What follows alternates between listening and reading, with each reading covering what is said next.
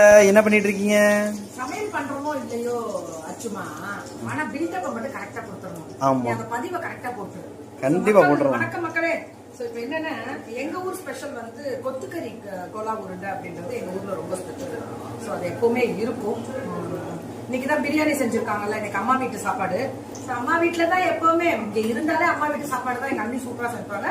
இதெல்லாம் அவங்க செஞ்சதான், இதை நான் பில்டப் கொடுத்துக்கிறேன். இது நம்ம தான் வறுப்போம். வாசனை வறுக்கிறதுல இப்ப இதை உடச்சு விட்டு அவங்கள்ட்ட திட்டு வாங்கிட்டு போயிருவோம். அந்த மாதிரியான வறுப்போம். இதெல்லாம் இப்ப ரெடி பண்ணிட்டு இருக்காங்க. இன்னைக்கு வந்து பிரியாணி, கோலா உருண்டை, ஈரல் ஃப்ரை. எனக்கு கொஞ்சம் உடம்பு வீக்கா இருக்குன்னு ஈரல் ஃப்ரை ரெடி பண்ணிருக்காங்க. சோ இதெல்லாமே தனியா எம்மியா சாப்பிடுவோம்.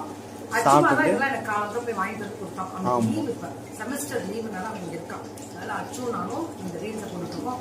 தயவு செஞ்சு அச்சு என்ன எவ்வளவு க்ளோஸ் அப்ல காமிக்க முடியுமோ அவ்வளவு கேவலமா காமிக்கிறான். அவன்கிட்ட சொல்லுங்க, அத்தையை தூரமா காமி அப்படின்னு சொல்லிட்டு